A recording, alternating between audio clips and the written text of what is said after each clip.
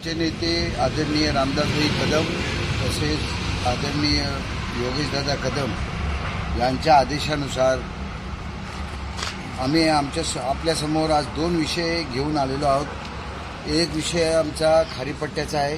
खाडीपट्ट्यामध्ये सुमारे आज 15 ते 20 दिवसापासून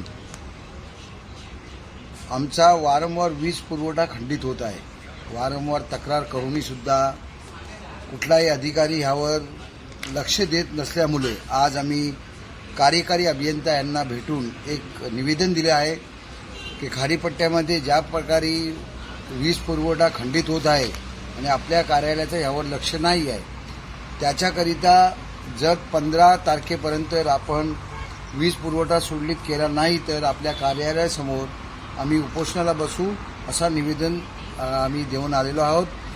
कारण आज खाडीपट्ट्यामध्ये वारंवार वीज पुरवठा खंडित असल्यामुळे आज तिथल्या जनतेला खूप त्रास होत आहे।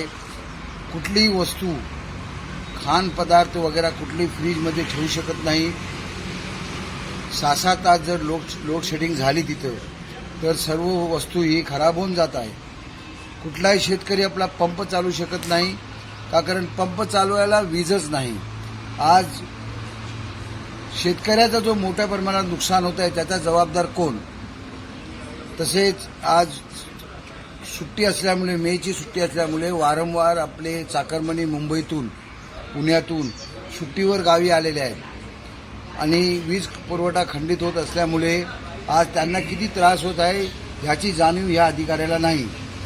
तसेच आमचे गल्फचे जे खाडीपट्ट्यातली लोक आहेत ते पण आता इथं आलेले आहेत सुट्टीवर, परंतु वीज खंडित वारंवार होत असल्यामुळे आज खरोखर या विभागामध्ये राहणं एवढा दुष्वार झालेला आहे की लोक इथून सोडून मुंबईला परत जाण्याचा प्रयत्न करत आहे। कारण वीज नसल्यामुळे गरमीचा प्रभाव एवढ्या मोठ्या प्रमाणात आहे की घरात माणूस विदाऊट वीज राहू शकत नाही। त्याच्याकरिता आज आम्ही हा मेमोरंडम माननीय कार्यकारी अधिकाऱ्यांना दिलेला आहे। जर 15 तारखेच्या आत यांनी वीज पुरवठा सुरळीत नाही केली तर आम्ही आदरणीय रामदासभाई कदम यांच्या मार्गदर्शनाखाली वीज पुरवठा कार्यालय खेड यांच्यासमोर उपोषणाला बसू याची नोंद यांनी घ्यावी।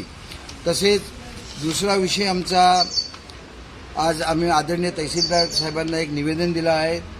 कारण आज खेडमध्ये आज सर्व चाकरमनी मुंबई पुण्यातून आज या कोकण विभागामध्ये येत आहे आणि येता जो CNGचा पंप आहे यावर एवढी मोठ्या प्रमाणात रांगा लागलेल्या आहेत की आज लोकल माणसाला CNG भेटतच नाही आणि CNG न भेटल्यामुळं लोकांचे जे धंदे आहेत, रिक्षावाले आहेत, आणखी जे काही गाड्या भाड्यावर चालणारे ज्याची रोजीरोटी त्यावर चालते, परंतु आज CNG नसल्यामुळे सर्व बेरोजगार होऊन बसलेले आहेत।